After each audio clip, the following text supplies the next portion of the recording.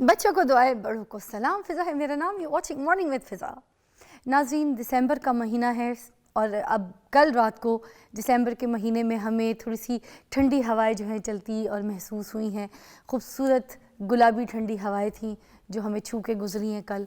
तो मैं ये कहना चाह रही थी कि ये जो है क्लाइमेट चेंज की वजह से भी जो है मौसम ने अपना रुख बदल लिया है। पहले कब होती थी, फिर अब कब होना शुरू हो गई है। मेरे साथ एक मेहमान है, सिर्फ एक रिक्वेस्ट करूँगी, सर ये फ़ोन आप हाथ पे पकड़ लेगा, ये वरना घूं घूं घूं करता रहेगा। मैं मेहमान से आपको बाद में मिलवाऊंगी, मगर मैं पहले थोड़ी सी सर्दी के बारे में बात करी थी।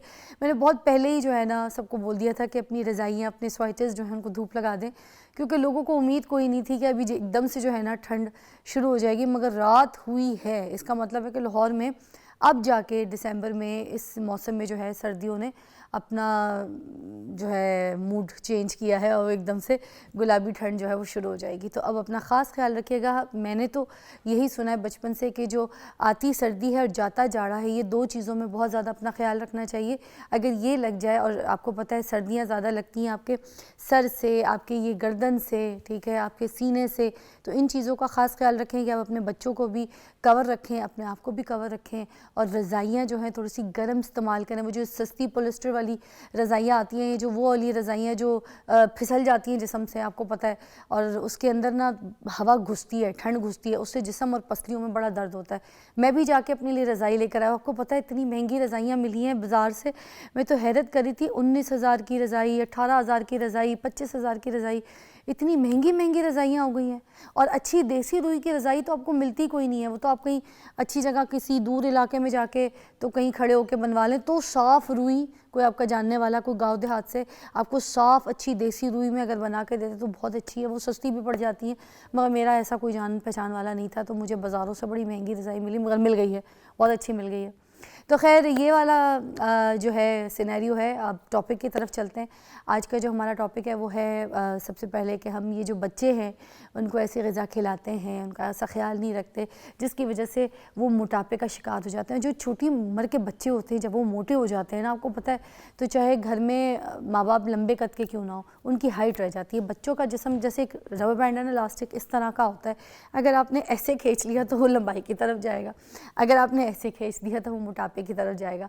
तो कहते ये हैं कि जो पुराने ज़माने के लोग हैं वो ये कहते हैं कि बच्चों को खिलाओ पिलाओ, मगर उनको भगाओ दौड़ाओ, एक्टिव करो, उनकी लाइफ एक्टिव लाइफ रखो। पहले ये होता था, मैदानों में बच्चे खेल रहे हैं, क्रिकेट खेल रहे हैं, भाग रहे हैं, दौड़ रहे हैं, क्रिकेट खेल रहे हैं, गलियों में खेल रहे हैं, लड़कियां रैकेट्स खेल रही हैं, बार बार शटल कॉक उठाने, झुकना है, उठना है, बैठना है, एक्टिव लाइफ होती थी। लड़कियां कपड़े धोती थी, ठीक है, हाथ से कपड़े धुलते थे, सारे काम घर के, बैठ के झाड़ुए लगाना, तपड़ी लगाना। अब तो वाइपर आ गया, पोछा मार देते हैं, ईजी, हर चीज़ लाइफ हमारी ईजी हो गई है। मगर ये जो ईजी हमारी लाइफ हुई ना, इसके साथ साथ क्या हुआ है, हमारी जो छोटी बच्चियाँ हैं, जो हम लोग छोटी उम्र से ही काम करते हैं। मैंने भी अपनी घर में बहुत छोटी उम्र से शुरू कर दिया था। मुझे याद है मैं 10-11 साल की थी, अम्मी कहती थी सहन का पोछा लगा दो। ये ऑल्दो मैं रेगुलर काम नहीं करती थी, मगर अम्मी आदत डालने के लिए करवाती थी। आज के बच्चों को तो हम डस्टिंग का कपड़ा तक नहीं पकड़वाते हैं। हम कहते हैं नहीं, इनको धूल लग जाएगी, इनको मिट्टी लग जाएगी, इनको ये नहीं, इनको वो नहीं, हिलने जुलने काम कराने में हमें मौत पड़ती है। हम अपने लाड प्यार में अपने बच्चों की सेहत, अपने बच्चों को मोटापे की तरफ ले जाते हैं, जो कि कोई सही नहीं है उनके चीज़ों के लिए, उनकी सेहत के लिए। तो आज हम यही बात करेंगे कि हमसे कौन सी ऐसी गलतियाँ होती हैं जिसकी वजह से हमारे जो बच्चे हैं वो मोटे हो जाते हैं और फिर उनका लाइफस्टाइल चेंज हो जाता है, और हम कौन सी ऐसी ग़िज़ाएँ जो हैं बच्चों को खिलाते हैं जिसकी वजह से ओबेसिटी का शिकार होते हैं। तो हमारे पास हमने बहुत अच्छे डॉक्टर जो है वो मदऊ किए हैं। डॉक्टर मुर्तज़ा शफ़क़त साहब हैं हमारे पास, और चाइल्ड ओबेसिटी के ऊपर ही बात करेंगे हम उनसे। आपकी कॉल्स भी शामिल कर सकते हैं अगर आपको लगता है आपके बच्चे जो हैं इस तरह से ओबेसिटी का शिकार हैं, मोटे हैं, और कोई आपको सोल्यूशन समझ नहीं आ रहा, तो हम यहाँ पर मुर्तज़ा साहब से आपकी बात कराएंगे। Is very senior. तो अस्सलाम वालेकुम। जी वालेकुम अस्सलाम, thank you very much for inviting me. कैसी तबीयत है जी? थैंक यू, अल्लाह का शुक्र है। सर, आज का टॉपिक बहुत अहम है कि बच्चों में मोटापे की अहम वजूहात क्या है। यहाँ से शुरू करते हैं, फिर आगे चलते हैं। अच्छा, सबसे पहले तो ये कि आपका और प्रोड्यूसर साहब का बहुत शुक्रिया कि बहुत अहम टॉपिक पे आपने जो है ना ये प्रोग्राम कर रहे हैं। This is actually a major concern for public health all over the world, not only in Pakistan. आप देखें कि ग्लोबली अराउंड 40 to 50 मिलियन जो हैं बच्चे ओवरवेट या मोटापे का शिकार है। So it is a global concern, global issue. दूसरी बात यह है कि पाकिस्तान में अगर आप देखें, कुछ अर्सा पहले एक सर्वे हुआ कराची में, और उसमें वो डिफरेंट स्कूलों में गए and they find it out कि 30 से 40% बच्चे जो हैं वो ओवरवेट हैं या मोटापे का शिकार है। तो उसमें इशू ये है कि जो बीमारियां हम देखते थे कि 60-70 साल की उम्र में लोगों को होती थी, आपने भी देखा होगा, मसलन शुगर हो गई, ब्लड प्रेशर हो गया, कोलेस्ट्रॉल हो गया, यूरिक एसिड हो गया, ये बीमारियां अब बहुत पहले शुरू हो चुकी हैं। यू मीन टू से कि बच्चों में जी यूरिक हाँ, एसिड का बिल्कुल प्रॉब्लम भी है? बिल्कुल बिल्कुल। बच्चों में ना सिर्फ यूरिक एसिड का प्रॉब्लम है, बल्कि 12 साल के बच्चे, 13 साल के बच्चे शुगर के साथ, ब्लड प्रेशर के साथ, हाई कोलेस्ट्रॉल के साथ, यूरिक एसिड के साथ आ रहे हैं। तो ये आप अंदाज़ा लगा लें इसकी सेवेरिटी का कि ये कितना मेजर कंसर्न है हमारे लिए और हमारे आने वाली जनरेशन्स के लिए। यानी कि जो बीमारियां आपको 70 साल की उम्र में होनी थी या 60 साल की उम्र में होनी थी, वो आपको 12 साल की उम्र में हो रही हैं। तो इमेजिन कि ये कितना बड़ा एक तो आपकी हेल्थ पर फाइनेंशियल बर्डन है, ना सिर्फ गवर्नमेंट लेवल पे, कम्युनिटी लेवल पे, बल्कि पर्सनल लेवल पे भी। तो इसलिए ये एक मेजर कंसर्न है। और याद रखिए कि ये जो चाइल्डहुड ओबेसिटी है, it starts from mother health. Really?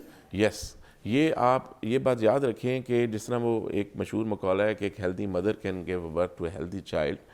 अगर जो it starts from pre conception, actually from conception. अगर हमल के दौरान जो है ख़वातीन, उनको खुदा न खास्ता ज़ियाबतीज़ है या उनकी न्यूट्रिशन सही नहीं है, तो जो बच्चा पैदा होगा वो पैदा होते ही ओबेसिटी का रिस्क लेके पैदा होगा। और जो बच्चा ओबेसिटी के रिस्क के साथ पैदा हुआ है, उसके चांसेस बहुत ज़्यादा हैं कि वो आगे अगले 5-10 सालों में उसका मोटापा बहुत शदीद अख्तियार कर जाएगा। तो इसलिए ये है कि it starts from, we need to recognise this, we need to remember this, it starts from pre conception. अच्छा, फिर इसी तरह डिलीवरी के बाद जो ब्रेस्ट फीडिंग है, early introduction of breast feeding is very important. जो पहले 6 माह है उसमें जो माँ है उसने बच्चे को ब्रेस्ट फीडिंग देनी है, रादर देन कि उसको बाकी न्यूट्रिएंट्स से एक्सपोज किया जाए। वी यूजुअली रेकमेंड कि वो अप टू 12 मंथ्स तक जानी चाहिए और आहिस्ता आहिस्ता बच्चे को जो बाकी न्यूट्रिएंट्स हैं उनका एक्सपोजर होना चाहिए। तो एक तो बात यह है कि चाइल्डहुड ओबेसिटी का जहाँ हम जिक्र करेंगे वहाँ ये भी जिक्र करेंगे कि जो मदर की हेल्थ है, जो प्री कंसेप्शन हेल्थ है, जो ड्यूरिंग कंसेप्शन उसकी हेल्थ है, उसको बीमारियां ना लगें, उसकी न्यूट्रिशन ठीक रहे, डिलीवरी पे बच्चे का वेट कितना है, फिर बर्थ के बाद उसने कितने अरसे बच्चे को दूध पिलाया है, ये सारे रिस्क फैक्टर हैं। अच्छा। And it starts from very early age. आप देखें कि पहले साल के अंदर I mean you can determine कि ये बच्चा बड़े होकर मोटा होगा कि नहीं होगा। तो ये बाकी चीज़ें जो लाइफस्टाइल हैं और वो तो बाद में आ रही हैं ना, तो ये इट स्टार्ट्स फ्रॉम दिस। एक तो ये, दूसरी अहम बात ये है कि कुछ फैमिलीज़ में भी रिस्क फैक्टर्स ज़्यादा होते हैं। आपने देखा होगा जो ओबेसिटी है ना, ये मल्टीफैक्टोरियल डिजीज़ है। इसमें जेनेटिक कंपोनेंट भी है, इसमें माशरती कंपोनेंट भी है, इसमें आपकी फ़िज़िकल एक्टिविटी भी है, डाइट भी है। तो अगर आपकी फैमिली रिस्क ज़्यादा है, मतलब अगर माँ बाप मोटे हैं अगर तो आपको माँ बाप लगता है कि मोटे हैं, जेनेटिकली बच्चों के अंदर आएगा, बच्चे मोटे होंगे ही होंगे। बिल्कुल, अगर माँ बाप मोटे हैं तो आपका चांस डबल हो जाता है, ट्रिपल हो जाता है कि आप मोटापे का शिकार होंगे। बट अच्छा, जेनेटिक, मुझे ना ये चीज़ें क्योंकि थोड़ा सा डिस्टर्ब करती हैं, मैं चाहूँगी जेनेटिक वाली बात को थोड़ा सा एलैबोरेट करें। एक ब्रेक लेंगे, उसके बाद आप मुझे प्लीज़ बताइएगा, क्योंकि बहुत सी लड़कियाँ और बहुत से लड़के जो हैं इसी बात को जो है कंप्लेन करते हैं कि हम तो यार कुछ नहीं खाते, हम तो कुछ नहीं पीते, हमारी फैमिली की तरफ से हम मोटे ही हैं, क्योंकि अम्मा मोटी थी, अब्बा मोटे, तो हम कि हमारे अंदर भी आए। तो ये सारी चीज़ें क्या सच हैं, और अगर हैं तो इससे कैसे छुटकारा हासिल कर सकते हैं कि अगर वो मोटे थे तो फिर हम ऐसी कौन सी अपनी लाइफस्टाइल में चेंजेस लेकर आएँ कि हम मोटे ना हो। ब्रेक के बाद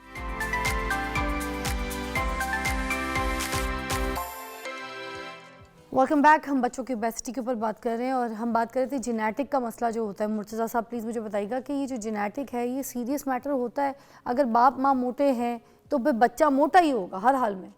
देखिए, जेनेटिक्स का बहुत अहम रोल है, इसको आप निगेट नहीं कर सकते। ठीक है, बहुत सारी बीमारियां हैं जो कि जेनेटिक्स, अगर आपके स्ट्रॉन्ग हैं, जीन स्ट्रॉन्ग हैं, you have more chances of having it.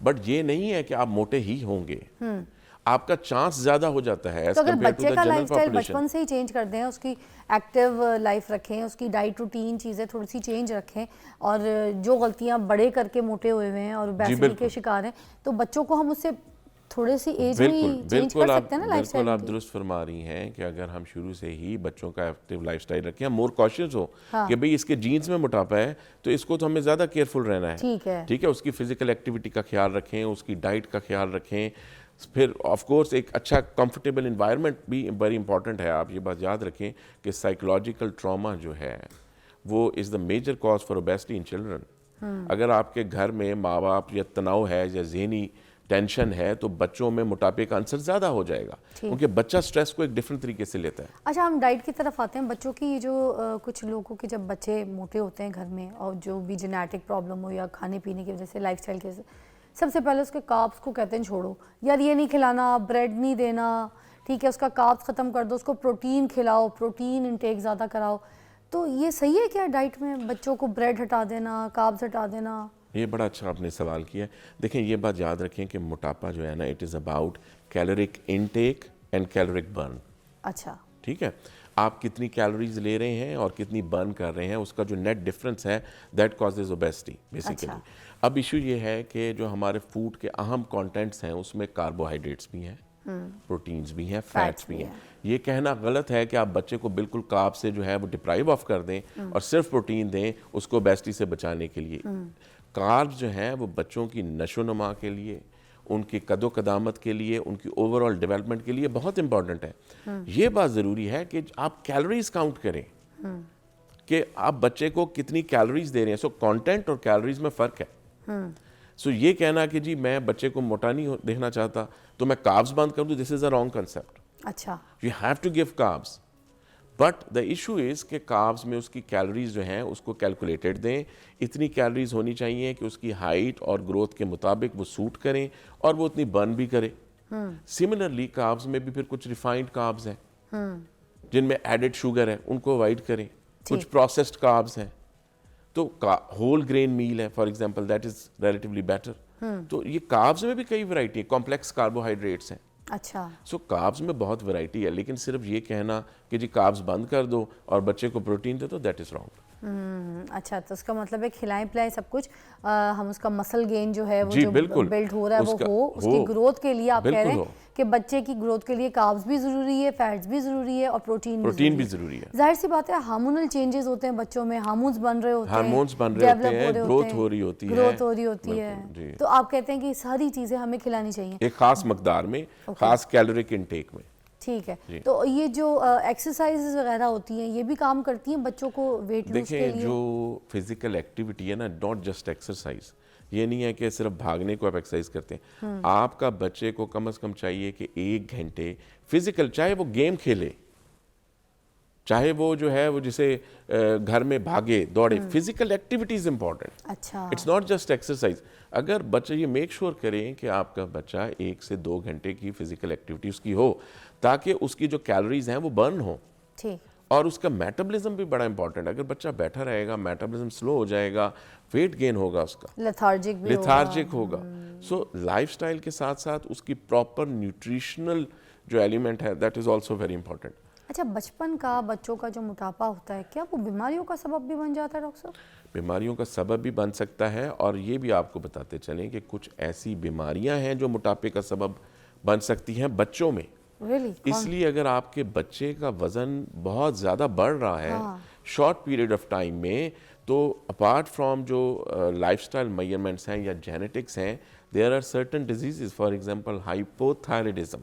Okay. जो अंडर एक्टिव थायराइड है वो बच्चों में काफ़ी है। ठीक है, ठीक है, अगर आपका थायराइड ग्लैंड काम नहीं कर रहा, आपका मेटाबॉलिज्म बिल्कुल नहीं है, तो आपका बच्चा वेट गेन करेगा। सिमिलरली एक बीमारी है हार्मोन की जिसे कुशिंग सिंड्रोम कहते हैं, जिसमें बॉडी में कॉर्टिसोल जो है वो बहुत एक्सेस में पैदा होता है। तो अगर आपके बच्चे का वेट बहुत ज़्यादा बढ़ रहा है तो यू शुड कंसल्ट एंडोक्रिनोलॉजिस्ट कि जी ये कोई बीमारी तो नहीं है। आप उसके थायराइड हार्मोन भी चेक कराएं, आप उसका कॉर्टिसोल भी चेक कराएं, कि ये ना हो कि खुदा ना खास्ता कोई अंडरलाइंग डिजीज हो and we are just blaming the छोटे जेनेटिक्स। बच्चों का भी कॉर्टिसोल? बिल्कुल बिल्कुल बिल्कुल। सर, कुशिंग ये सिंड्रोम मेजर किस तरह किया जाता है बड़ों का और बच्चों का? क्या मोटापा मेजर करने का तरीका कुछ और होता है? जी बिल्कुल, बड़ा अच्छा सवाल है आपका। देखिए, बड़ों में तो अमूमन BMI यूज़ करते हैं, आपको तो बॉडी मास इंडेक्स, कि जी आपका BMI 30 है, आप इस कैटेगरी में आते हैं, आपका 35 है, आपका 25 है। निकल जाता है। बच्चों में ग्रोथ चार्ट होता है। ये क्या ठीक है, ग्रोथ चार्ट में ये होता है कि जब आप डॉक्टर को विजिट करते हैं तो वो ग्रोथ चार्ट पे आपके बच्चे की हाइट और वेट के हिसाब से बच्चा एक परसेंटाइल में फॉल कर रहा होता है। वो परसेंटाइल तय करती है कि बच्चा जो है वो ओवरवेट है या ओबीज है। अच्छा तो उसका, क्योंकि बच्चों में तो हाइट चेंज हो रही है ना, जी, तो वेट भी चेंज हो रहा है। तो वो जो परसेंटाइल है, अगर आपका बच्चा 95 एंड अबव परसेंटाइल पे फॉल कर रहा है तो वो ओवरवेट और ओबीस कैटेगरी में आ रहा है। तो 84 और 95 के दरमियान में आ रहा है, तो ये बड़ा इंपॉर्टेंट। 80 से नीचे आ रहा है तो उसका वजन कम है। अच्छा, तो बच्चों में जो मोटापे को मेजर करने का तरीका है that is different than adults. अच्छा, ग्रोथ चार्ट के थ्रू। I got it. मुझे ये बताइएगा, जो लड़कियां होती हैं बचपन में जो मोटापे का शिकार हो जाती हैं, उनका फ्यूचर कितना डिस्टर्ब होता है just because of this obesity? बच्चियों में तो बहुत इंपॉर्टेंट है। उसकी वजह ये है कि हम एज एन एंडोक्रिनोलॉजिस्ट बहुत सारी एडोलेसेंट गर्ल्स जो ज़ाहिर है जब बचपन से थोड़ी बड़ी होती हैं हमारे पास आती हैं कि जी उनके पीरियड्स इरेगुलर हो गए हैं, एक्नी आना स्टार्ट हो गया है, हेयर ग्रोथ हो गई है, वेट गेन शुरू हो गया है, over a period of years जो है वो 15-20 किलो वजन कम हो गया। देखें, it can lead to lot of complications and I tell them simply. मुझसे पूछते हैं कि जी इसकी क्या आप हल करें? There is only one remedy that you need to lose weight. अगर आप वेट लूज करेंगे तो पीसीओएस एंड इंसुलिन रेजिस्टेंस तो वैसे ही खत्म हो जाएगी। So you need to get to bottom of it. इसलिए अगर बच्चियों में आप ये वेट या उनके बॉडी को या उनकी न्यूट्रिशनल सप्लाई को देखते नहीं हैं तो उनको इमीडिएट फ्यूचर में बहुत चैलेंजेस का सामना करना पड़ सकता है। फॉर एग्जांपल इनफर्टिलिटी, आप देखें कि जो इनफर्टाइल कपल होते हैं या जिनमें ख़वातीन बच्चा नहीं पैदा कर पाती, वो बहुत ज़्यादा कॉमन है उसमें। और फिर वो जो जिस खातून को या लड़की को हो गया है वो जिस बच्चे को आगे जन्म देगी वो भी ओबीज होगा। So it comes in generations then. I got it. ये जो मोटापे का शिकार बच्चे होते हैं, क्या वो जहनी और समाजी दबाव का भी शिकार होते हैं? जी बिल्कुल। ये देखें, जो सबसे बड़ा इसका इफेक्ट है ना वो साइकोलॉजिकल जो इफेक्ट है वो बहुत ज़्यादा है। आप देखें, इवन हम माशरे में अपने कोई बंदा बहुत मोटा हो ना, तो आम बड़ा भी हो तो उसे लोग कहते हैं कि जी मोटा कह के पुकार लेते हैं, या चलो बड़ों में तो ठीक है। बच्चों में जो है वो शुरू से ही उनको बाकी बच्चे टारगेट करना शुरू कर देते हैं कि वो देखो वो मोटा जा रहा है, वो देखो वो उसके चेहरे पे बाल हैं। ये जो चीज़ें हैं ना, ये भी हमें सोसाइटी से ख़त्म करनी है। हमें लोगों को ये भी टीच करना है कि भाई किसी का वेट अगर ज़्यादा है या कम है तो ये कोई सोशल स्टिग्मा नहीं है, this is just a body. और फिर क्या होता है, तालीम में नहीं परफॉर्म कर पाते। अच्छा, बच्चे अमूमन एक्सप्रेस भी उस तरह नहीं करते, ठीक है, वो अंदर अंदर स्ट्रेस लेते हैं और in extreme cases it can even lead to suicidal attacks. ठीक है, आपको कोई और स्ट्रेसर आया, साथ आपको ऑलरेडी 3-4 स्ट्रेस चल रहे हैं, तो बच्चे को तो इतनी वो नहीं होती, इतने मेंटली स्ट्रांग नहीं होते। मुझे याद है मेरे स्कूल में भी एक बच्चा मोटा था, उसको रसगुल्ला, आलू, गोला, पता नहीं क्या क्या क्या क्या। आप ये देखें कि वो बच्चा क्या लाइफ में परफॉर्म कर पाएगा। गिल्लू, अजीब के गंदे अजीब छिचोरे नाम रख के। और ये स्पेशली हमारे पाकिस्तान में ये मैं अनफॉर्चुनेटली बहुत ज़्यादा, मैं तो ब्रिटेन में भी ये बहुत प्रॉब्लम है, लेकिन इतना ओपन नहीं है। वेस्ट में इस तरह नहीं है। ठीक है, मैं तो खुद 15 साल लिव्ड इन अब्रॉड और वहाँ ट्रेन किया, लोगों को देखा, वहाँ ये क्लिनिक्स करते थे। तो ये प्रॉब्लम पाकिस्तान में बहुत ज़्यादा है कि किसी को नाम से पुकार लेना, कर लेना। तो ये चीज़ें जो हैं इन पे भी काम होना चाहिए। ठीक है डॉक्टर साहब, थैंक यू सो मच। आपने बहुत अच्छा हमें इलैबोरेट किया। और ओबेसिटी के ऊपर मुझे लगता है बहुत सारे मेरे पास गेस्ट आए हैं, मगर आपने बहुत अच्छी तरीके से हमें सिचुएशंस को समझाया भी और बताया भी कि हमने कौन कौन सी ऐसी चीज़ें खानी है और अपनी ज़िंदगी में शामिल रखनी है। तो भाई मैंने जो सोल्यूशन लिया है वो ये लिया है कि बच्चों की ज़िंदगी से आपने ना कार्ब्स, ना फैट्स, ना प्रोटीन्स, इनमें से कोई भी चीज़ कम नहीं करनी। बच्चा या बच्ची की लाइफ को एक्टिव करना है, ठीक है, उनकी लाइफस्टाइल को चेंज करना है, ठीक है, मगर उनकी लाइफ में से ये चीज़ें नहीं छीननी है, क्योंकि अगर ये हटा ली हमने तो बच्चा लथार्जिक हो जाएगा, कमज़ोर हो जाएगा, उसका मसल गेन नहीं होगा, उसके हार्मोनल चेंजेस हो जाएंगे, उसकी ग्रोथ रुक जाएगी। तो मेक श्योर अपने बच्चों को खिलाएं सब कुछ, मगर साफ़ सुथरी जगह के, घर के खाने। अगर बाहर आपने खिला भी दिया तो मेक श्योर कि वहाँ पे जहाँ पे आप खिला रहे वो जगह भी साफ़ जगह की हो, गंदे ऑयल के पके हुई चीज़ें ना हो और गंदी जगह के खाने ना हो। तो मेक श्योर अपने बच्चों का ख्याल रखें ताकि वो ओबेसिटी के शिकार ना हो और कॉन्फिडेंट बच्चे हों इस माशरे के लिए। ब्रेक के बाद मिलते हैं।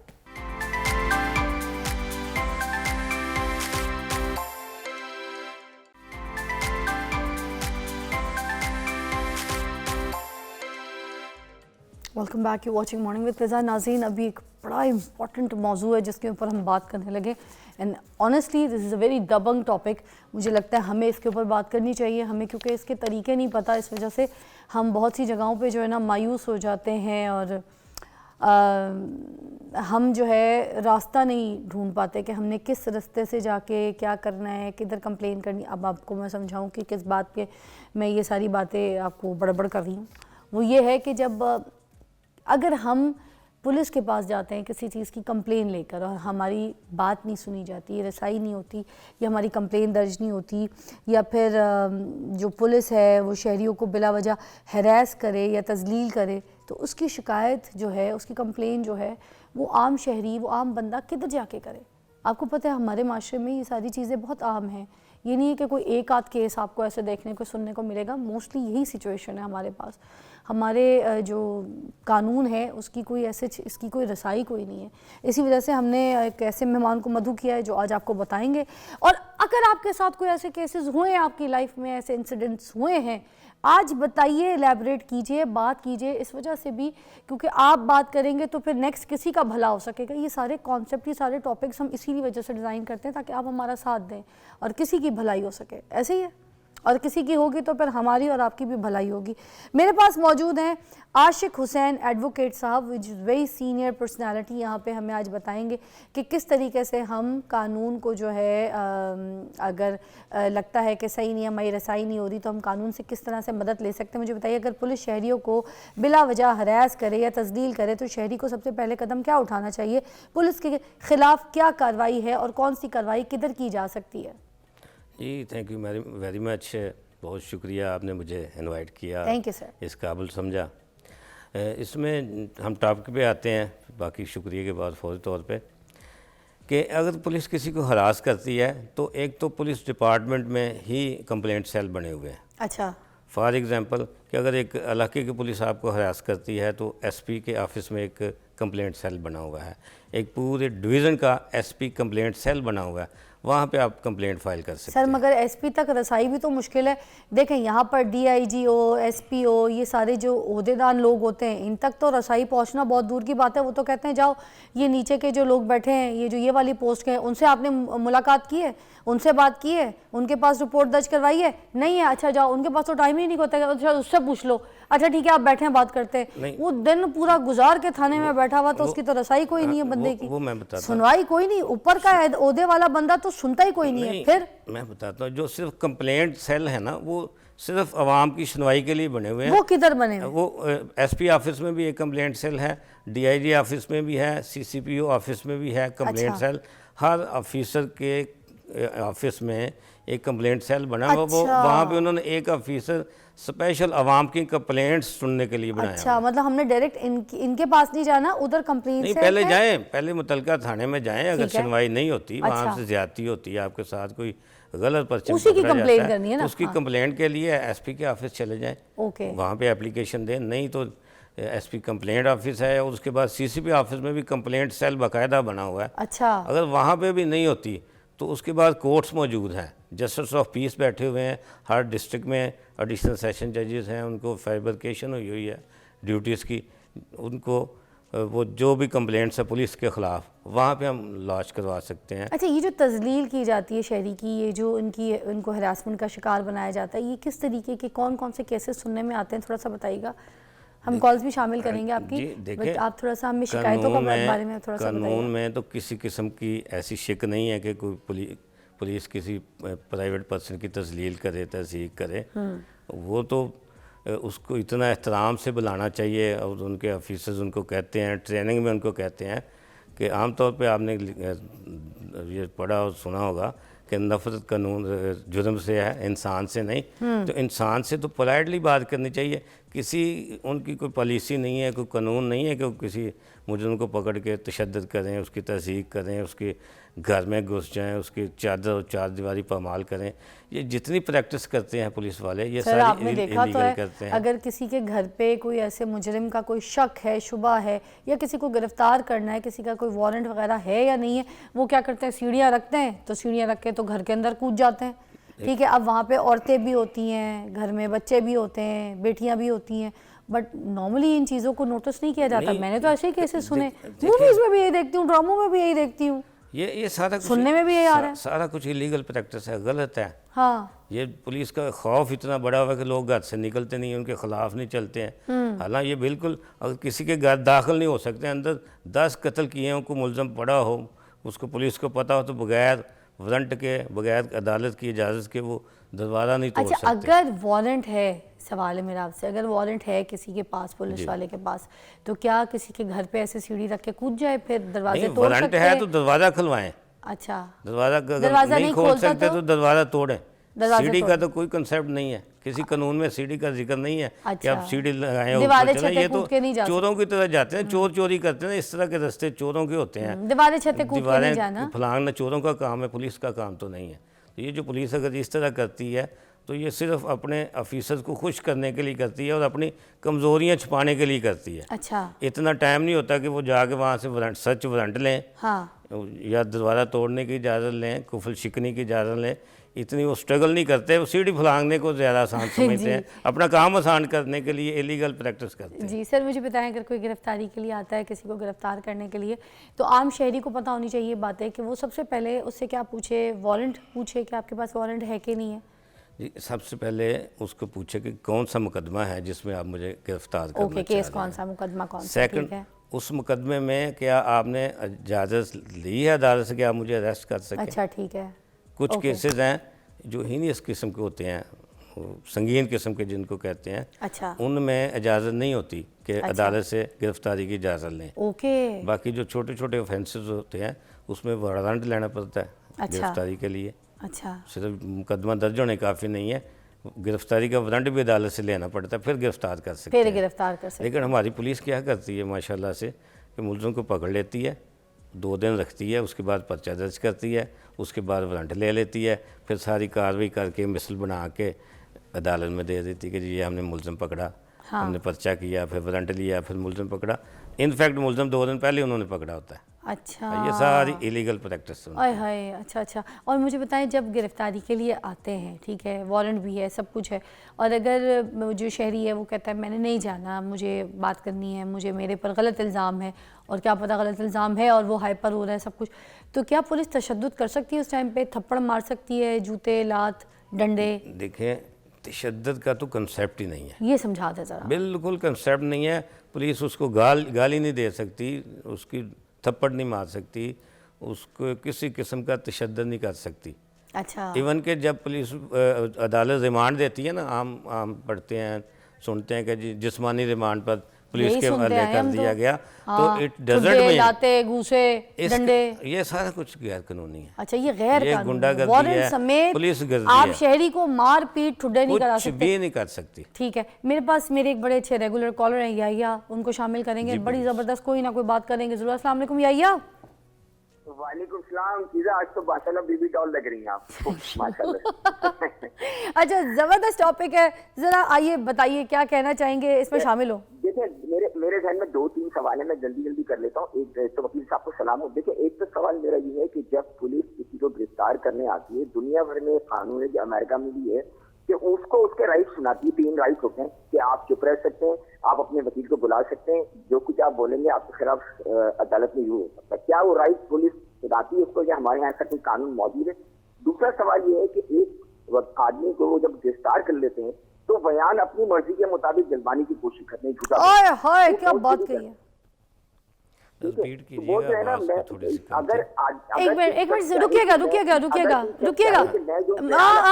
रुकिएगा। और क्या ये हो सकता है, मुमकिन है कि वो अपने नहीं, एक मिनट रुकिएगा, साथ ही रहिएगा। एक उन्होंने ये कहा है, अगर समझ नहीं आया दोबारा पूछ दूँ, उन्होंने ये कहा है कि जो आपको गिरफ्तार करके लेके जाते हैं ना, तो वो ज़बरदस्ती आपसे अब उनकी मर्जी का बयान दिलवाने की कोशिश करते हैं, उस बंदे को प्रेशर करते हैं कि तू ये बयान दे, ठीक है। तो ये वाला उन्होंने पॉइंट बड़ा अच्छा रेस किया, इसका भी जवाब। तीसरा आप बता दीजिए। आय हाय हाय, तीसरा भी कोई था, मगर ब्रेक के बाद आप मुझे इसका जवाब दीजिएगा। दोनों सवाल बड़े अच्छे किए हैं, और दूसरा तो मुझे दिल को लड़ गया, ये तो सवाल करने वाला है ही है। ये मोस्टली लोगों के साथ केस होता है, गिरफ्तार करके ले जाते हैं और फिर पुलिस वाले तशद्दुद करते हैं या फिर ऐसा प्रेशर करते हैं कि वो उनके हिसाब का बयान दे और केस ख़त्म हो, खाता बंद हो, आगे निकले हैं। ऐसा कुछ नहीं है। ब्रेक के बाद हम बात करते हैं कैसे बचना है।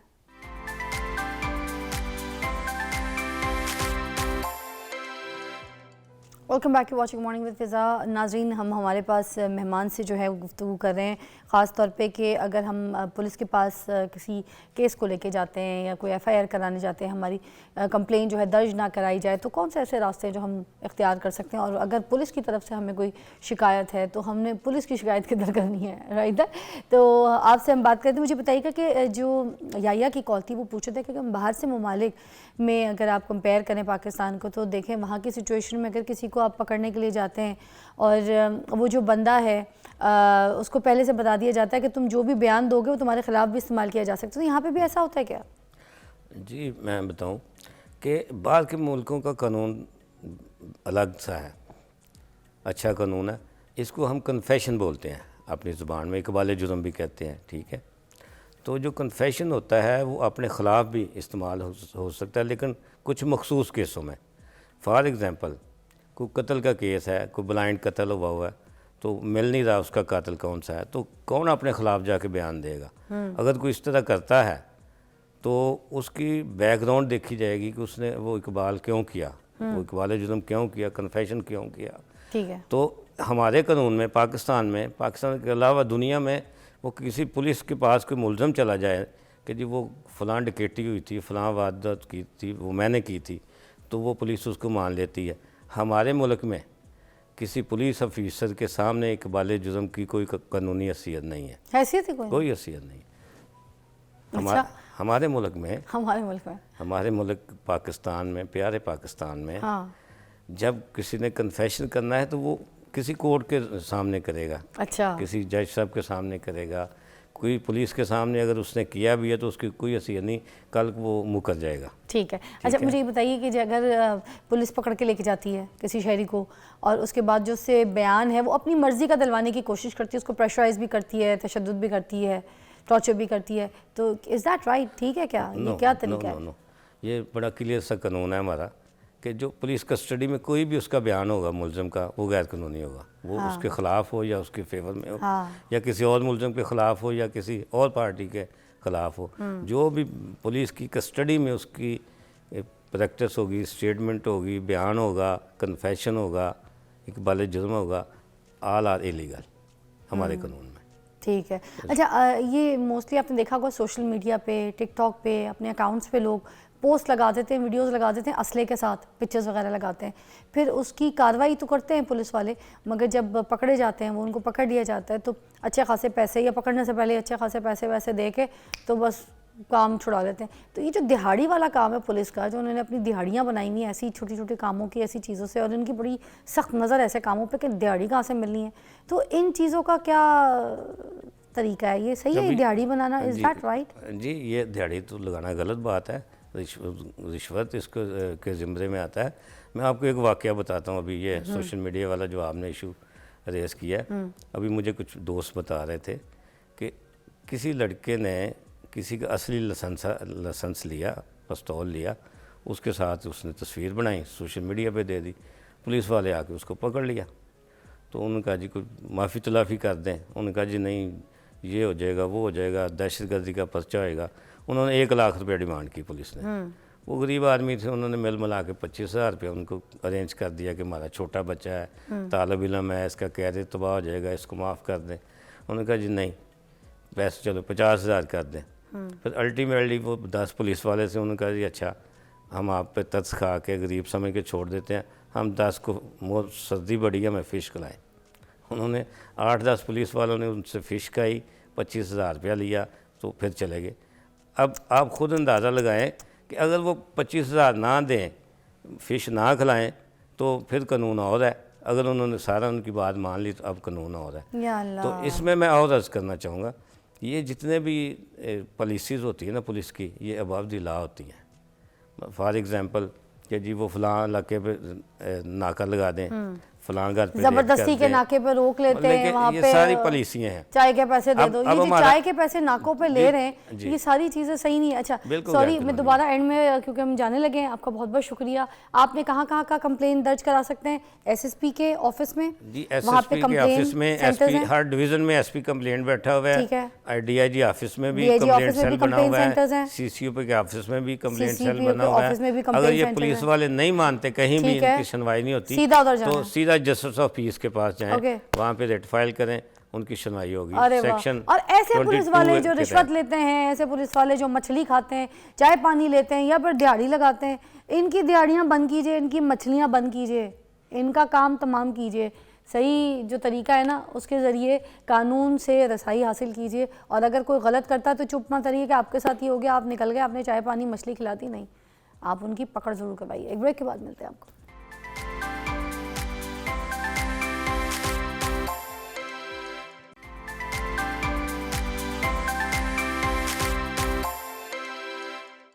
Welcome back, watching morning with Fiza. नाजरीन, आज हम जिस टॉपिक के ऊपर बात करेंगे वो है डाइट प्रेग्नेंट औरत के लिए।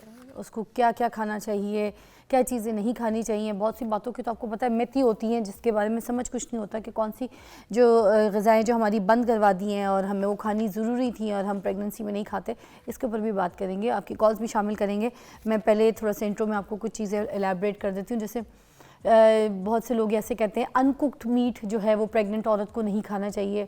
डेयरी का बहुत ज़्यादा इस्तेमाल जो है, यही सुना है कि नहीं खाना चाहिए प्रेग्नेंट औरत को। मोस्टली आम घरों में लड़की को बहुत ज़्यादा दूध, ऐसी चीज़ें पिलाई जा रही होती हैं, बहुत ज़्यादा डेयरी वाली चीज़ें खिलाई जा रही होती हैं, like kind of a cheese and stuff. अब वो चीज़ें खानी है नहीं खानी, इसके ऊपर बात करेंगे कि ये बहुत सारी ऐसी मिथ भी हैं, मगर इसमें रियलिटी क्या है उस पर बात करेंगे। और कुछ लोग कहते हैं बहुत ज़्यादा ड्राई नट्स खिलाओ तो प्रेगनेंसी के लिए ख़तरनाक हो सकता है। अगर खा सकते हैं तो किस हद तक खा सकते हैं।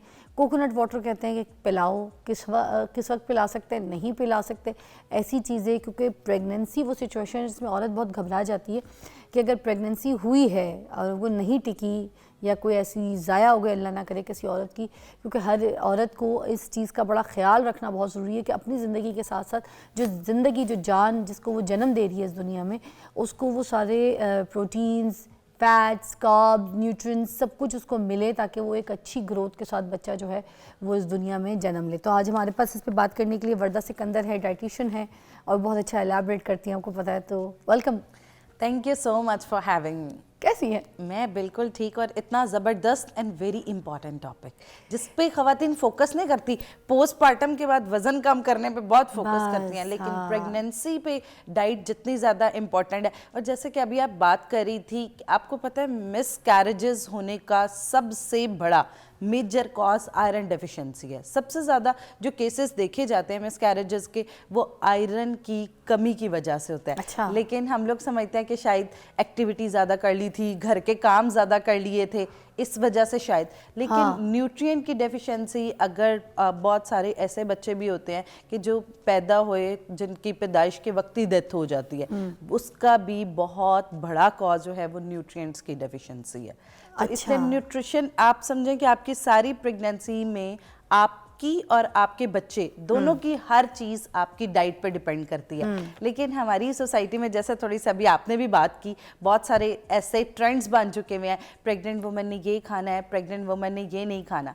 अच्छा, मेजरली जो सबसे ज़्यादा इम्पॉर्टेंट चीज़ है वो ये है कि हमारी जो प्रेगनेंसी की डाइट है ये 3 ट्राइमेस्टर पे डिवाइड होती है। जैसे कि 9 महीने का वक्त है, पहले 3 माह में आयरन की सबसे ज़्यादा ज़रूरत होती है।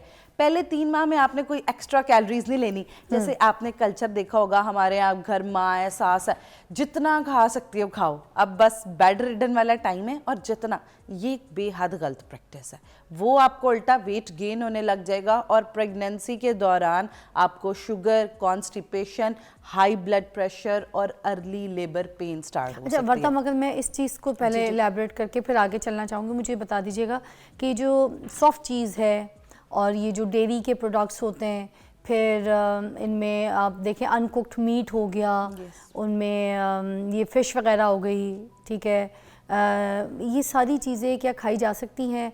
ये सही है प्रेगनेंसी के लिए? क्योंकि लोग ये डरते हैं कि अगर ये चीज़ें हम खाएंगे, इनकी तासीर गर्म भी होती है sometimes, you know the fish and all, तो कहीं प्रेगनेंसी ये ना हो कि ज़ाया हो जाए। तो आप इसके बारे में ज़रूर हमें बता दें कि is that okay to eat? अच्छा, सबसे पहले अनकुक्ड मीट की बात की जाए तो अनकुक्ड मीट बिल्कुल नहीं लेना चाहिए। बैक्टीरियल ग्रोथ और इस तरह की चीज़ें। डेयरी का जहाँ तक ताल्लुक है उसमें बहुत अहम है कि मॉडरेशन। दूध जो है, अगर आप कोशिश करें, एक तो ऑर्गेनिक मिल्क जो है उसका इस्तेमाल किया जाए। प्रोसेस्ड जो जितने हमारे पास ये मिल्क्स हैं, टी वाइटनर्स हैं, ये प्रेगनेंसी में कॉन्स्टिपेशन और मुख्तलिफ गट रिलेटेड प्रॉब्लम्स कॉज कर देते हैं। उसके साथ तीसरी चीज़ आपने बात की फ़िश की। Fish is so good for pregnancy. अगर दूसरे ट्राइमेस्टर की बात की जाए, चौथे माह से 7वें माह तक मछली का इस्तेमाल बच्चे की ब्रेन डेवलपमेंट पे बहुत। Raw fish? बिल्कुल रॉ फिश नहीं, कुक्ड फिश। तो फिर सुशी वगैरह तो लड़कियां बहुत खाती हैं। सुशी वगैरह वो बिल्कुल, आपको पता है, वो रॉ फिश में ही ज़्यादा इसकी रेसिपीज हैं। अगर सुशी तो की सुशी तो बहुत खाने जाती है। If raw fish is not recommended, please इसके बारे में तो एलैबोरेट कर। बिल्कुल, रॉ फिश जो है उसका इस्तेमाल जो अनकुक्ड श्रिम्प्स में बहुत ज़्यादा इस तरह की कुजीन्स हैं, sushi and stuff, these kind of things जो है वो बिल्कुल अवॉइड की जाए। अनकुक्ड मीट जितना भी है, चाहे वो फिश से आ रहा है, मीट से आ रहा है, उसके अलावा डिफरेंट बेकन्स और इस तरह की चीज़ें भी, बाहर का अगर कोई प्रेग्नेंट वुमेन है बहुत, तो ये सारी चीज़ें बहुत ज़्यादा ख़तरनाक हो सकती हैं। और उसके अलावा सी फूड अगर आपने कुक्ड भी खाना है तो उसमें एक चीज़ का ख्याल रखना है कि बहुत ज़्यादा क्वांटिटी में नहीं खाना, क्योंकि जो सी फूड होता है उसके अंदर मिनरल्स का और आयोडीन का कंटेंट बहुत ज़्यादा होता है, तो उसकी वजह से वो एक फ़ीमेल पे की हेल्थ पे इम्पैक्ट डाल सकता है। तो इसलिए मॉडरेशन में सी फूड इस्तेमाल करें, चाहे कुक्ड। और ये टूना वगैरह जो होता है वो भी खा सकते हैं या कुक्ड? अगर आपने सैल्मन फिश खानी है, ट्यूना फिश खानी है, कोई भी फिश कुक्ड जो है उसको इस्तेमाल किया जाए।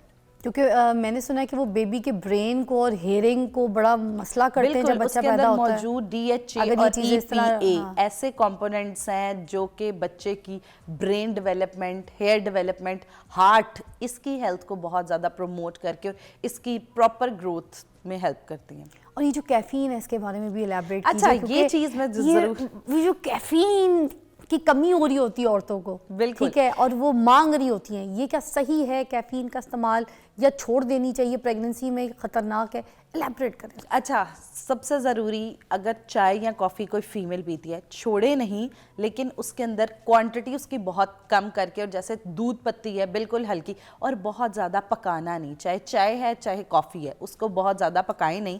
अच्छा, उसके साथ 2 कप से ज़्यादा आपने कैफ़ीन का इस्तेमाल नहीं करना। और एक चीज़ ख़ास तौर पे याद रखनी है कि जब कैफ़ीन का इस्तेमाल बहुत ज़्यादा होगा तो उसकी वजह से आयरन की एब्जॉर्प्शन इफेक्ट हो जाती है, और प्रेगनेंसी में जो सबसे अहम न्यूट्रिएंट है वो आयरन है। आयरन की कमी होगी तो इसलिए कैफीन, और उसके साथ साथ एक चीज़, प्रेगनेंसी में बिल्कुल भी ऐसे कामों का इस्तेमाल ना किया जाए। जो ख़वातीन क्या करती हैं कि मेरा प्रेगनेंसी में वेट ज़्यादा ना बढ़े, मुझे कॉन्स्टिपेशन है, मुझे खाना जो है डाइजेस्ट बेहतर नहीं होता, इनिशियल फेज़ में नौजिया बहुत ज़्यादा है प्रेगनेंसी में, तो ख़वातीन क्या करती हैं, इस तरह के कामों का इस्तेमाल करती हैं। ये ब्लैक कॉफ़ी, खाली प्लेट ब्लैक कॉफ़ी बहुत ज़्यादा आपकी सेहत के लिए ख़तरनाक है, और उसके साथ ऐसे कावे जिसके अंदर बहुत ज़्यादा मिकदार में दालचीनी, सौंफ, अजवाइन, इस तरह की चीज़ें मौजूद हैं, तो ये ऑब्वियसली आपको अर्ली लेबर पेन्स और आपके मिस कैरेजेस का भी सबब बन सकता है। एक कॉल है मिसेस सिजात की, शामिल करेंगे। अस्सलाम वालेकुम। वालेकुम अस्सलाम, कैसी हैं सिजात? जज़ाकल्लाह, ठीक ठाक। क्या कहेंगी मिसेस सिजात? जी, मुझे डॉक्टर साहिबा से सवाल करना है। जी पूछिए। कि मुझे प्रेगनेंसी के बाद ना कब्ज बहुत ज्यादा हो जाती है। मेरे माशाल्लाह 6 बच्चे, और अभी 3 महीने की अब मेरी बेबी है छोटी, पर मुझे अब भी कब्ज की शिकायत है बहुत ज्यादा। ये सिरप वगैरह डॉक्टर देती है कि पिए, वो मैं पीती हूँ तो उस वक्त 3-4 दिन के लिए कब्ज खत्म हो जाती है, फिर कंटिन्यू वही मेरी तबीयत खराब हो जाती है। यानी प्रेगनेंसी के बाद 6 दिन के बाद मुझे कब्ज हो जाती है, और बहुत शदीद कब्ज, बहुत ज़्यादा। अच्छा, अगर कब्ज़ की बात की जाए प्रेगनेंसी में और प्रेगनेंसी के बाद, बहुत कॉमन प्रॉब्लम है कब्ज़ का। इसके लिए बस आपने 3 चीज़ें करनी है। सबसे पहले यही चीज़ करनी है, सफ़ेद मैदे से बनी तमाम अशिया बंद कर दें, चाहे वो सफ़ेद रोटी है, चाहे सफ़ेद आटे से बनी ब्रेड है, चाहे बेकरी आइटम्स हैं जो सफ़ेद मैदे से बनी है, क्योंकि उसके अंदर फाइबर नहीं मौजूद होता जिसकी वजह से कॉन्स्टिपेशन कॉज करता है। उसके अलावा ऐसी सब्जियां जिनके अंदर फाइबर का बहुत अच्छी मिकदार मौजूद है, जिसमें शामिल हमारे पास छिलके समेत आप आड़ू का इस्तेमाल कर सकते हैं, अमरूद का इस्तेमाल कर सकती हैं, सेब का इस्तेमाल कर सकती हैं, ये आपकी कॉन्स्टिपेशन में हेल्प। उसके अलावा हाइड्रेशन, पानी, अब सर्दी आ गई है, ये अब इनका तो प्रेगनेंसी के बाद का मसला है, हर दूसरे बंदे को डिहाइड्रेशन बहुत बड़ा कॉज है। और उसके साथ साथ आप अच्छा, वो ये भी तो हो सकता है कि वो डाइट कर रही हो, कार्ब्स वगैरह सही नहीं ले रही हो, जिसकी वजह से उनको ये इस तरह की कब्ज की शिकायत हो रही हो। क्योंकि बिल्कुल ये एक बहुत बड़ा मेजर कॉज हो सकता है कि अगर वो कार्ब्स जो है, क्योंकि 6 बच्चे हैं तो हो सकता है वो अपना फैट लॉस करने के लिए अपना फैट लॉस, इसके बारे में भी बता जी दें। जी बिल्कुल। तो इसमें एक चीज़ है कि आपने क्वांटिटी जो है अपने कार्ब्स, प्रोटीन और फैट की का ख्याल रखना है। कार्ब्स अगर इस्तेमाल करने हैं, यानी रोटी चावल इस्तेमाल करने हैं, रोटी कोशिश करें मल्टीग्रेन आटे की। आप अपने जो आटा घर में इस्तेमाल करती हैं गंदम का, उसके अंदर जौ का आटा और थोड़ा सा चोकर फाइबर उसको ऐड कर लें, जिससे ये कॉन्स्टिपेशन का मसला बहुत बेहतर हो जाएगा। उसके अलावा बहुत ज़्यादा गोश्त अगर आप इस्तेमाल करते हैं, प्रोटीन्स का एक्सेस इस्तेमाल भी कब्ज़ का बहुत बड़ा मैं ब्रेक पे जाऊंगी, जल्दी से मुझे ऐसी फकी बता दें जो घर पे वो बना के कोई भी मेरी बहनें चाहे किसी भी हिसाब से उनको अगर कब्ज़ की शिकायत है तो वो ये ले सकती हैं, भाई भी। अच्छा, बेहतरीन है। आपने क्या करना है, थोड़ी सी सौंफ लेनी है, दालचीनी लेनी है, अजवाइन लेनी है और उसके साथ साथ सफ़ेद ज़ीरा लेना है। इन चारों चीज़ों को हम वज़न लेके आप इन सारों को पीस लें और इसका पाउडर फॉर्म में बना लें और असर के वक्त नीम गर्म पानी में डाल के ले सकते हैं, या फिर इस पाउडर को नीम गर्म पानी में डाल के 10 मिनट के लिए रख लें और इसका इस्तेमाल करें। आपके डाइजेस्टिव इश्यूज़ बहुत बेहतर हो जाएंगे। और साथ साथ इसमें सौंफ है तो सौंफ तो वैसे ही मुंह की बदबू भी ख़त्म करती है। अगर अंदरूनी जिनको मसले हैं और मुंह में स्मेल रहती है तो ये सौंफ जो है उसके खात्मे के लिए भी बड़ा अच्छा काम करती है। वाह, बिल्कुल। और वेट भी कम करेगी। यस, आपको डबल ट्रिपल फायदा देंगे। बहुत अच्छी बताइए यार, very nice. Take a break.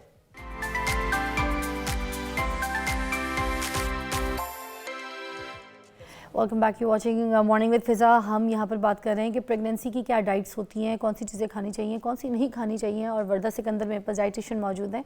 मैं ये जो बात है कि जिसमें हमें बताया जाता है कि देसी घी खाइए, जबकि देसी घी में सैचुरेटेड फैट भी होता है। अब प्रेग्नेंट वुमेन है, इतना ज़्यादा देसी घी उसको ठुसाया जा रहा होता है, दूध में भी डाल के पिलाया जा रहा होता है ताकत के लिए कि हड्डियों में ताकत आएगी। अब डायरेक्ट जो सैचुरेटेड फैट है वो दूध में गर्म करके ऐसे पिलाया जा रहा है, ठीक है। पराठे बना के खिलाया जा रहा है, रोटी पे रख के देसी घी गर्म प्लेट में दिया जा रहा है, शक्कर के साथ सुबह कहते हैं खाओ, कमज़ोरी होगी, बच्चा पैदा करना है।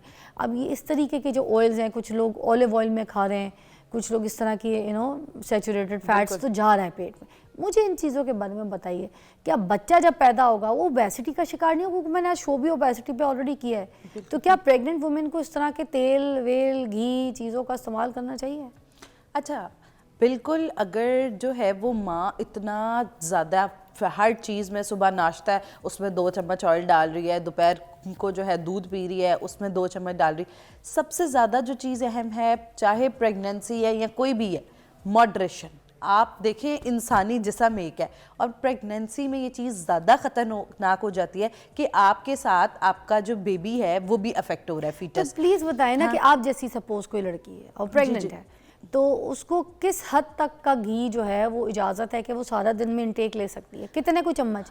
और क्या दूध में डाल के, पानी में घोल के, रूखा, शक्कर के साथ, ये सब कुछ भी खा सकती है प्रेगनेंसी में? बिल्कुल, प्रेगनेंसी में खा सकते हैं, लेकिन 2 चाय के चम्मच से ज़्यादा नहीं। आपने एश्योर करना है कि पूरे दिन में 2 चाय के चम्मच से ज़्यादा ऑयल नहीं। और अगर प्रेगनेंसी में सबसे मुफीद ऑयल की, सेफ ऑयल की बात की जाऊँ जो आपकी प्रेगनेंसी को अफेक्ट नहीं करेगी, मगर वो 2 चम्मच भी बर्न कैसे करेगी? सॉरी, इस पे बात करते हुए आगे चलते हैं। वॉक करें, प्रेगनेंसी में जो है वो वॉक जरूर करें। तो कहा जाता है लेटो, रेस्ट करो, सो जाओ, आराम करो। अच्छा, ये चीज मैं जरूर कहना चाहूंगी, फिर बर्न कैसे होगा? वेरी रॉन्ग प्रैक्टिस जो हमारे यहाँ की जाती है कि प्रेगनेंसी में वॉक खत्म है। प्रेगनेंसी आज इतने ज़्यादा सी सेक्शंस होने की सबसे बड़ा मेजर कॉज ये है कि जो फीमेल्स वॉक नहीं करती। पोस्टपार्टम में उनका वेट 128 129 इसी वजह से हुआ होता है। वो समझती हैं ये प्रेगनेंसी है, ये आराम के दिन है और इन पे वॉक। और सबसे गलत चीज़ हमारी माएँ और जो सारे घर में बड़े लोग हैं वो भी उन्हें इस चीज़ पे पैम्पर्ड कर रहे होते हैं कि जी अब आपने रेस्ट करना है, आराम करना है। आप देखें कि अगर लास्ट ट्राइमेस्टर्स में आप वॉक एक्सरसाइज नहीं करते तो एक तो बच्चे की पोजीशनिंग ख़राब होगी, दूसरा obviously at the time of delivery आपकी जो ओपनिंग है उसमें बहुत ज़्यादा कॉज आएगा, तो जिसकी वजह से हम सी सेक्शंस, आजकल हुई सी सेक्शन इसलिए रहे हैं क्योंकि हम बेड रेस्ट को इतना ज़्यादा प्रमोट करते हैं। प्रेगनेंसी में विगरस एक्सरसाइजेज और उसके साथ साथ वॉक लाजिम है। अगर वो पुराने दौरों में सी सेक्शंस नहीं होते थे, फीमेल्स आटा गूंथती थी, उसके साथ साथ घर के काम कर रही हैं तो उसके हाँ कपड़े धोती थी, तो देखें ये कितनी ज़्यादा बेनिफिशियल थी कि उनके यहाँ सी सेक्शंस नहीं होते थे। साइकोलॉजिकली भी बड़ा डिप्रेशन होता है जब बैठी रहती हैं, सोचती रहती हैं, 10 किस्म के गंदे फतूर दिमाग में, आपके झगड़े फसादात सारी चीज़ें घूम रही हैं, ठीक है। उसके बाद फिर आप फारिग है ना, फारिग दिमाग है, लेटे हैं, बैठे हैं, और जब आप कुछ काम कर रहे हैं, एक्टिव हैं, जॉब कर रहे हैं, घर में काम कर रहे हैं, बातें कर रहे हैं, किसी की हेल्प कर रहे हैं, कुछ भी, तो आपका दिमाग एक्टिव है, आप लगे हुए हैं कोई काम, दिमाग एक्टिव है और आपके बच्चे की हेल्थ पे भी बहुत अच्छा असर आ रहा है। ऑब्वियसली आप 24 घंटे डिप्रेस हैं, आपकी बॉडी के अंदर ऑक्सीडेटिव स्ट्रेस चल रहा है, हर टाइम आपको जी टेंशन है कि अब जी ससुराल की टेंशन, घर की टेंशन, फलानी टेंशन, तो इसलिए अपने आप को बिजी रखें। प्रेगनेंसी को बीमारी ना समझे, इसको जितना अपनी प्रेगनेंसी को हम हेल्दी रखेंगे उतनी ज़्यादा हमारे बेबी की हेल्थ। और देखें इतना ज़्यादा प्रेगनेंसी में मत खाएं ये सोच के कि हमारा बच्चा बहुत मोटा पैदा होगा, कि जी हम जितना ज़्यादा खाएंगे हम, अब वो बच्चा जो है वो कल को हो सकता है, अगर आप इतना ज़्यादा खा रही हैं आपके तो वेट पे इफेक्ट आएगा ही आएगा, लेकिन उस प्रेगनेंसी के दौरान बच्चे के वेट पे भी इफेक्ट आ सकता है और ये हो सकता है कि फिर वो कल को चाइल्डहुड ओबेसिटी सिंड्रोम का शिकार हो जाए। जैसे कि आज हमारे यहाँ होता है कि बच्चा जो है वो कम से कम 8 किलो का होना चाहिए। देखें हेल्दी बेबी जो है वो 3 से 4 किलो का हेल्दी बेबी होता है, हाँ तो इनफ है। तो आपने उसके मुताबिक अपना वेट और मेंटेन रखना है। प्रेगनेंसी के दौरान भी कोशिश करना है कि बहुत ज़्यादा ना खाया जाए। अच्छा, ये जो अनवॉश्ड फ्रूट्स वगैरह, वेजिटेबल्स वगैरह लेकर आए जाते हैं घर में और उसके बाद वो खा लिए जाते हैं, तो हार्मफुल बैक्टीरियाज नहीं जाते औरत के पेट में जो प्रेग्नेंट होती है? बिल्कुल एग्जैक्टली जाते हैं। वो ख़वातीन जो कहती हैं कि पूरी प्रेगनेंसी मुझसे कुछ खाया नहीं गया, मुझे पूरी प्रेगनेंसी वॉमिटिंग आती रही है, गट मैदे में दर्दी होती रही है, तो उसमें एक कॉज ये भी हो सकता है कि अगर फ्रूट्स को, वेजिटेबल्स को प्रॉपर वॉश नहीं किया जा रहा, प्रॉपर हाइजीन प्रैक्टिसेस, या फिर जो आप खाना बना रहे हैं, सब्ज़ी बना रहे हैं, वो अपने हाथ धो के सब्ज़ी को अच्छी तरह वॉश करके, तो इसलिए कोशिश की जाए कि जब कुकिंग मेथड्स और उसके साथ अगर आपने रॉ कोई चीज़ खानी है उसको अच्छी तरह वॉश करके और फिर इस्तेमाल किया जाए, ताकि और दही का इस्तेमाल फीमेल ज़रूर करें प्रेगनेंसी के दौरान। वो फीमेल्स जिनकी गट की अभी बात जैसे हो रही है, अगर मैदा ठीक नहीं होता, कुछ भी खाती हैं, ऐसा लगता है मैदे पे हर टाइम बोझ रहता है, या फिर वॉमिटिंग प्रेगनेंसी में बहुत ज़्यादा है, तो दही बहुत ज़बरदस्त चीज़ है। सीने की जलन को भी ठंडा सीने के दही इस्तेमाल करें, चिया सीड्स जो है पानी के अंदर मिक्स करके, से आपका नौजिया बहुत ज़्यादा रिड्यूस होगा। और प्रेगनेंसी में खाना ज़रूर है, ये नहीं कि वॉमिटिंग है तो बिल्कुल छोड़ दें। आप ORS का पानी पीते रहें, आप स्कंजवीन पीते रहें। शुगर तो नहीं बढ़ जाएगी ORS के पानी से? ORS के पानी से शुगर बिल्कुल बढ़ सकती है, तो इस वजह से कोशिश की जाए कि जो आप ORS शुगर फ्री आया हुआ है वो आप इस्तेमाल कर सकते हैं। ये घर में जैसे स्कंजवीन है, चीनी के बगैर वो बनाई जा सकती है, स्टीविया डाल के। वो एक मरियम की कॉल शामिल करते हैं। अस्सलाम वालेकुम जी मरियम। माहीन जी, माहीन। हेलो, अस्सलाम वालेकुम। वालेकुम जी माहीन, क्या कहेंगी? ये मुझे ना डॉक्टर साहिबा से पूछना है, मेरी शादी को 1 साल हो गया है, मुझे ना प्रेगनेंसी नहीं हो पा रही। 1 साल तो कोई टाइम ही नहीं है, इसमें क्यों तुम इतने डिप्रेशन में इतनी परेशान हो गई हो? 1 साल कोई ऐसा टाइम नहीं, एंजॉय करो, कुछ नहीं होता इसमें। प्रेशर और डिप्रेशन ले लिया तुमने, इसलिए तो मेरे प्रोग्राम में कॉल कर रही हो। प्रेशर नहीं होना, प्रेशराइज नहीं होना, 1 साल कुछ भी नहीं है। हाय हाय बहुत जल्दी। हाँ बिल्कुल, 1 साल का अगर है तो देखिए नॉर्मल है 1 साल में, इट्स ओके। लेकिन अगर आप अपनी हेल्थ पे ज़रूर काम करें कि अगर आपकी बॉडी के अंदर न्यूट्रिएंट्स की कमी हो, ख़ास तौर पे जिंक, प्रोटीन और आयरन, ये ऐसी तीनों चीज़ें हैं, अगर इन तीनों की डेफिशिएंसी है और आप बहुत अंडर वेट हो या बहुत ओवर वेट हो तो हो सकता है आपके हार्मोन्स अफेक्ट हुए हैं। वो हार्मोन्स जो रिप्रोडक्शन में सबसे ज़्यादा मदद देते हैं, वो हार्मोन्स आपके अफेक्ट हुए हों।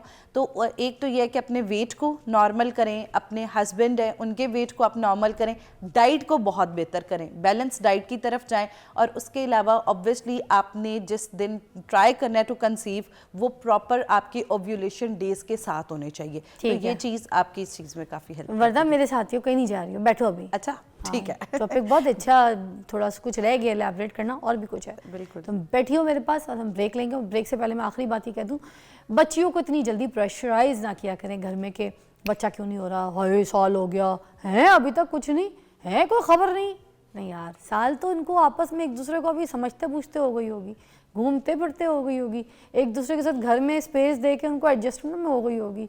प्रेशराइज नहीं करना बच्चों को। हाँ ठीक है, हर औरत को शौक होता है कि बच्चे हो जाएं लाइफ में या फिर अच्छी ज़िंदगी, बट प्रेशर नहीं करना। और 1 साल इज़ जस्ट नॉर्मल नंबर्स, तो थोड़ा टाइम गुजार लें, उसके बाद अगर प्रॉब्लम हो तो फिर मुझे लगता है डॉक्टर को रुजू कीजिएगा या फिर अपना ख्याल रखिएगा। ब्रेक क्या चलते हैं।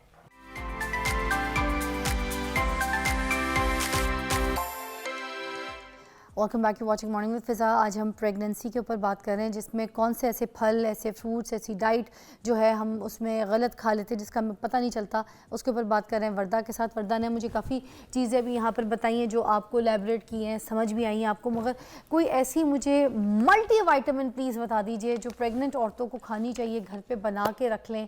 कोई ऐसा माजून, कोई ऐसी फक्की, कोई ऐसा मल्टीविटामिन, कोई पूरा मिक्सचर, एक सोल्यूशन हर हेल्दी प्रेगनेंसी के लिए जो रोज़ कोई खा लें। अच्छा, हेल्दी प्रेगनेंसी के लिए एक चीज़ जो बेहद ज़बरदस्त है वो ये हो सकती है कि आप क्या कर सकते हैं कि एक पंजीरी बना सकते हैं। वो पंजीरी इस तरह की हो सकती है, अब मोस्टली प्रेगनेंसी के जो कॉमन मसाइल आते हैं उसमें एक तो ये है कॉन्स्टिपेशन, हर दूसरी औरत प्रेगनेंसी में फेस कर, हर टाइम नोज़िया, वॉमिटिंग, पहले 3-4 माह वॉमिट नहीं ठीक हो रही, उसके साथ साथ आपकी बॉडी में न्यूट्रिएंट्स पूरे हों। तो अब ये जो चीज़ मैं बताने जा रही हूँ ना, इससे ये आपकी सारी जो मेजर प्रेगनेंसी इश्यूज़ हैं, ये बेहतर, आपके जो बर्थ वेट है बच्चे का वो बेहतर हो जाएगा और आप भी ओवर वेट नहीं होंगे। ये सबसे बड़ा फ़ायदा है इसका। ये कैसी पंजीरी है? तो ये इतनी मज़ेदार भी बहुत है। अच्छा, करना ये है आपने कि थोड़े से ले लेने हैं बादाम के साथ किशमिश, और उसके साथ आप थोड़ी सी सूजी ले सकते हैं, सूजी और अलसी। बिल्कुल अलसी की क्वांटिटी आपने थोड़ी रखनी है क्योंकि अलसी थोड़ी गर्म होती है, तो अलसी सिर्फ आप उसके साथ सूजी ले लें, उनको अच्छी तरह रोस्ट कर लें, और उसके अंदर ये जो नट्स हैं आपने, लेकिन नट्स की क्वांटिटी का ख़ास ख्याल रखना है।